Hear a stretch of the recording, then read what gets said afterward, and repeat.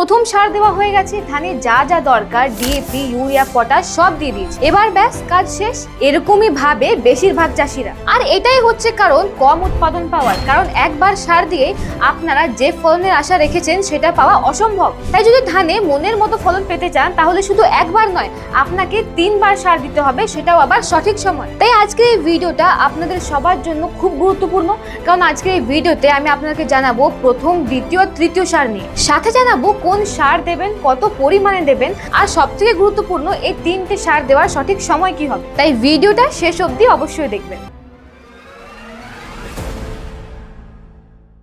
নমস্কার বাংলা, ধান খেতি সিরিজে আপনাদের অনেক অনেক স্বাগত। হিসেবে আপনাদেরকে এটা বুঝতে হবে যে ধান গাছ পুরো জীবনকালে একই রকম থাকে না। ধান নিজের জীবনকালের প্রথম দিকে নিজের শিকড় মজবুত করে, তারপর সে পাশকাঠি বের করার কাজ করে, আর শেষের দিকে সে শীষের মধ্যে দানা ভরার কাজ করে। আর এই 3টি কাজে আলাদা আলাদা সময় হয়, আর এই 3টের জন্য গাছের প্রয়োজনও আলাদা আলাদা হয়। আর এই কারণে যদি আপনারা শুধু প্রথম দিকে ইউরিয়া, ডিএপি, পটাশ ব্যবহার করার পর আর অন্য সময় অন্য কোনো সার না দিয়ে শুধু ইউরিয়া দিতে থাকেন, তাহলে এমন সময় গাছ নিজের পুরো পুষ্টি পায় না। আর বারবার ইউরিয়া দিয়ে যাওয়া আর অন্য কোনো পুষ্টির কমিকে পূরণ না করা, এটাই আসল কারণ হচ্ছে আপনার উৎপাদন কমে যাওয়ার। তাহলে চলুন এবার সময় নষ্ট না করে সরাসরি কথা বলি ওই 3টে সারের বিষয়ে। হিসেবে প্রথম সারে কি দিতে হয় আর প্রথম সার কখন দিতে হয় সেটা তো আপনারা জানেনই।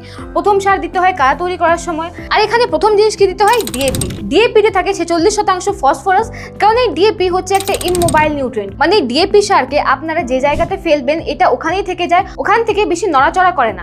আর এই কারণে আমরা ডিএপি কে কাড়া তৈরি করার সময় দিই। আর তারপর যে সময় আপনারা কাড়া তৈরি করবেন সে সময় এই ডিএপি মাটির সাথে ভালোভাবে মিশে গিয়ে পুরো মাটির মধ্যে সমানভাবে ছড়িয়ে যাবে। আর তাই গাছের শিকড়েরও এই ডিএপি কে নিতে কোনো সমস্যা হবে না। কিন্তু হ্যাঁ, এই সময় ডিএপি কে সঠিক মাত্রায় ব্যবহার করবেন। মানে এই সময় ডিএপির প্রায় 1 বস্তা ব্যবহার করা খুব ভালো, কারণ এতে ফসফরাসের সাথে সাথে নাইট্রোজেনও আছে, তাই গাছ ফসফরাসের সাথে সাথে নাইট্রোজেনও পেয়ে যাবে। আর চাষি ভাই, এই কারণে এই সময় আলাদা করে ইউরিয়া ব্যবহার করার কোনো দরকার নেই, কারণ ডিএপির মধ্যেই 18% নাইট্রোজেন আছে। তাই গাছের এই সময় যা যা প্রয়োজন সেটা এই নাইট্রোজেন থেকেই হয়ে যায়, আলাদা করে ইউরিয়া দেওয়ার কোনো প্রয়োজন নেই। আর এই সময় ইউরিয়া দিয়ে দিলে গাছের ক্ষতি হয়, গাছ তাড়াতাড়ি বড় হয়ে যায়, গাছ অতিরিক্ত সবুজ হয়ে যায়, যার কারণে গাছের ওপর পোকামাকড়ের আক্রমণ বেশি হয়ে যায়, আর সাথে গাছ দুর্বল হয়ে যায়। তো চাষি ভাই, প্রথম সারে কাড়া তৈরি করার সময় ডিএপি দেবেন, তার সাথে ইউরিয়া দেবেন না। আর ডিএপির সাথে যে দ্বিতীয় সারটি দেবেন সেটা হচ্ছে এমওপি। এই সময় অনেক চাষি ভাই হয়তো এমওপি দিতে ভুলে যান, বা হয়তো জেনে শুনে, যেহেতু এমওপির দাম একটু বেশি তাই হয়তো এমওপি দেন না। কিন্তু চাষি ভাই, যেরকম ডিএপির কাজ ছিল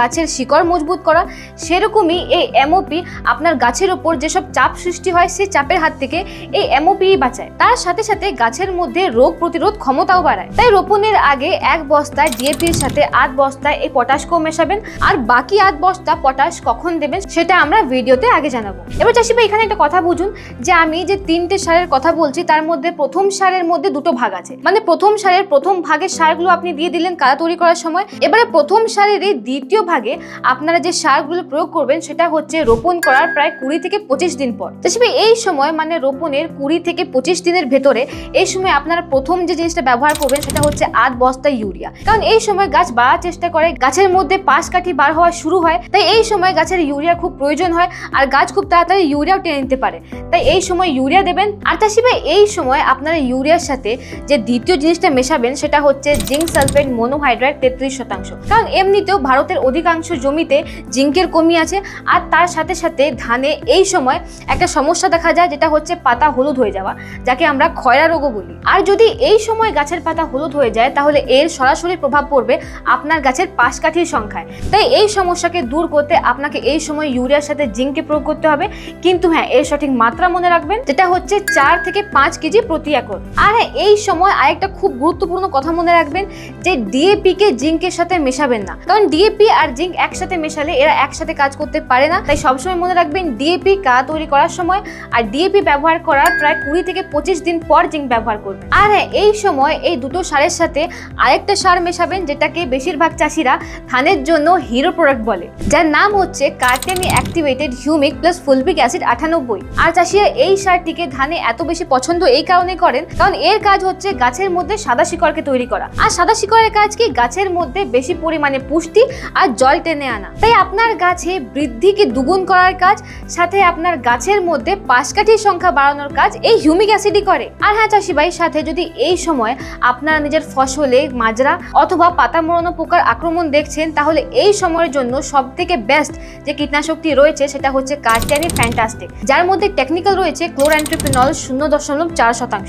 এই কীটনাশকটিকে এই সময় ব্যবহার করার কথা এই কারণে বলছি, কারণ এটা শুধু উপর থেকে সুরক্ষা দেয় না, এই কীটনাশকটি সিস্টেমিক অ্যাকশনের দ্বারা কাজ করে। মানে এই ওষুধটি প্রয়োগ করার পর এটা আপনার শিকড়ের মাধ্যমে পুরো গাছে ছড়িয়ে যায়, আর তারপর পোকা যেখানেই লুকিয়ে থাক না কেন পোকাকে সেখান থেকে মেরে ফেলে। কিন্তু হ্যাঁ, এটাকে ব্যবহার করার সময় এটা সঠিক মাত্রা মনে রাখবেন, যেটা হচ্ছে 4 কেজি প্রতি একর। তো চাষি ভাই, এই ছিল ধানের প্রথম সার, যেখানে আপনার কাড়া তৈরি করার সময় ব্যবহার করলেন ডিএপি আর এমওপি, আর তার 20 থেকে 25 দিন পর ব্যবহার করলেন ইউরিয়া, হিউমিক অ্যাসিড, সাথে জিঙ্ক, আর যদি প্রয়োজন পড়ে তাহলে একটা দানাদার কীটনাশক যার নাম ছিল ফ্যান্টাস্টিক। তো চাষি ভাই, আমরা এবার কথা বলবো দ্বিতীয় সারের ব্যাপারে, যেটা আপনারা দেবেন রোপণের প্রায় 35 থেকে 40 দিন পর। আচ্ছা, এই সময়তেই আমরা দ্বিতীয় সার দেওয়ার কথা এই কারণে বলছি, কারণ ধানে এই সময়টাকে বলা হয় অ্যাক্টিভ টিল্ডিং স্টেজ।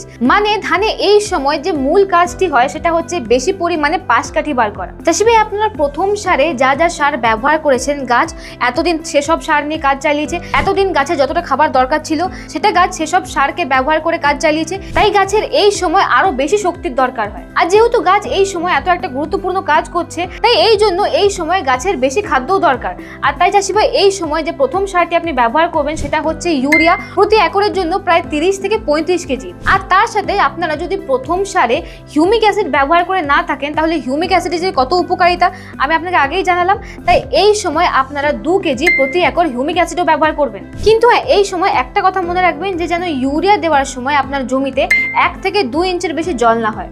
যদি এর থেকে বেশি জল হয় তাহলে আপনার ইউরিয়ার বেশিরভাগ অংশই নষ্ট হয়ে যাবে। তো চাষি ভাই, প্রথম সারের কথা হয়ে গেল, দ্বিতীয় সারের কথাও হয়ে গেল, এবারে কথা বলবো 3 নম্বর সারের, যেটা আপনারা দেবেন রোপণের প্রায় 55 থেকে 65 দিনের মধ্যে। চাষি ভাই, এই সময়টাকে বৈজ্ঞানিকভাবে বলা হয় প্যানিক্যাল ইনিশিয়েশন স্টেজ। মানে এই সময়ে আপনার গাছের মধ্যে শীষ বার হওয়া শুরু হয়। চাষি ভাই, এই সময় আপনার মূল লক্ষ্য হওয়া উচিত লম্বা শীষ, সুস্থ আর ওজনদার দানা। আর তাই এই সময় আপনারা যে প্রথম সারটি ব্যবহার করবেন সেটা হচ্ছে 25 থেকে 30 কেজি ইউরিয়া, আর তার সাথে ব্যবহার করবেন 8 বস্তা এমওপি।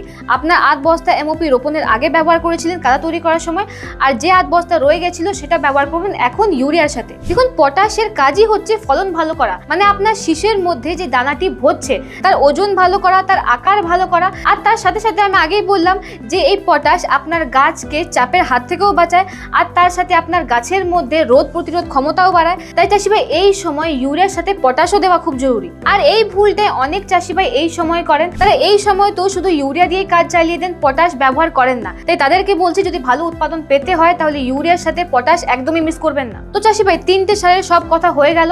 সারের সময়, সারের নাম আর সারের মাত্রা, এই 3টেই খুব জরুরি জিনিস, তাই 3টের কথাই মনে রাখবেন। তাই এই বছর ভালো ফলন পেতে হলে এই ভিডিওটাকে সেভ করে রাখবেন, আর এই ভিডিওকে নিজের অন্য চাষি ভাইদের সাথে শেয়ারও করবেন। আর হ্যাঁ, এরকম যদি আপনাদের মনে আর কোনো প্রশ্ন থাকে তাহলে আমাদেরকে কমেন্টে জানাবেন, আমরা আমাদের পরবর্তী ভিডিওতে সে সব বিষয় নিয়ে কথা বলবো। আর হ্যাঁ, এই ভিডিওকে লাইক করে আমাদের চ্যানেলকে সাবস্ক্রাইব করতে ভুলবেন না।